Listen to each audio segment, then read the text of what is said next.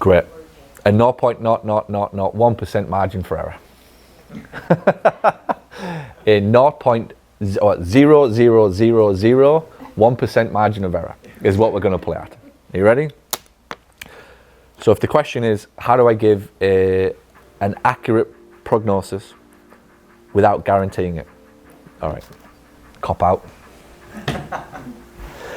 It's this. All right, Mrs. Smith, I've seen this before. I've seen it well over 100 times now. And in my extensive experience of fixing this problem to achieve this outcome, it's took 8 sessions. Now, I can't absolutely guarantee that it will be for you, but I'm as confident as I can ever be that based upon everything that you've told me today, that this will take 8 sessions.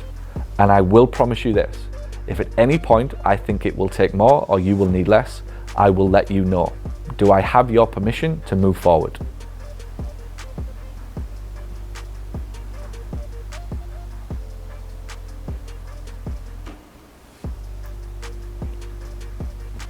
There you go.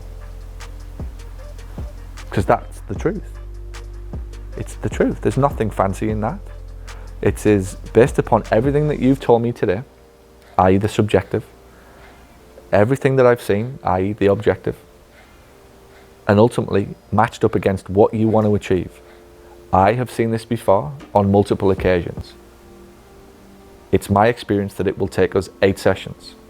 Now, of course, I can't, and nobody in healthcare can guarantee that that will happen.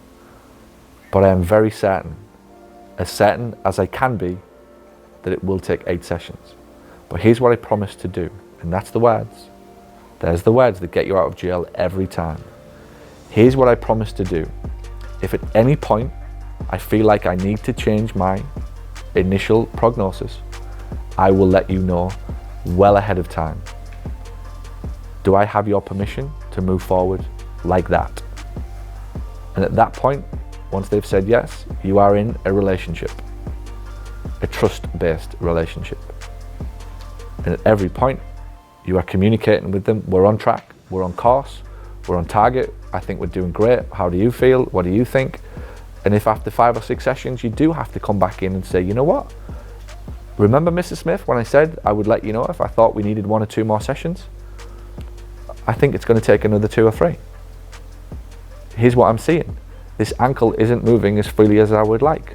And what I don't want to happen is you to leave after 8 sessions with some mobility in your ankle, but not full mobility in your ankle. Because if I let you do that, Mrs. Smith, there is a very good chance that you will come back here with a very tight Achilles, which is a pain in the bottom of your foot. There is a very good chance that if you go for a run again, you will sprain that ankle. There is a very good chance that you will come back in here, waking up on a morning with pain on the outside of your foot. Because if that ankle doesn't move properly, those are the consequences of it. So, with your permission, are we okay to book those 2 or 3 sessions out now? It's just trust, right? What I think you're getting at. Because the typical scenario is this. After 8 sessions, with 5 minutes to go, when we've avoided the conversation for 3 fucking weeks because we knew it was coming, we announce on them, you might need a couple more sessions. I've got staff, so I know they fucking do it, right? And I used to do it myself. It was like, oh shit. I knew 3 fucking sessions before that I had to start bringing this up, and I didn't. Because why? Fear of rejection. Fear of being labelled. It all fucking goes back. And instead of just going, this is the deal. This is what it is. I think you distrust me at this point. Like, on what basis have I got to think that you will distrust me? That you think I'm out to get you? That you think I'm out to take your money? Other than I've been conditioned that way by society to think bad of everybody. There's no basis whatsoever. The actual distrust comes from the fact that you did leave it till 2 fucking minutes before they were due out of the final session to spring on them another 4. You broke the trust. If you'd have told me 3 or 4 sessions earlier that you don't think it's going to plan, first of all, I appreciate you for doing that. Second, I admire you for doing it. And third, you've given me the most important thing, time. You've given me 2 weeks to get my head around this thing.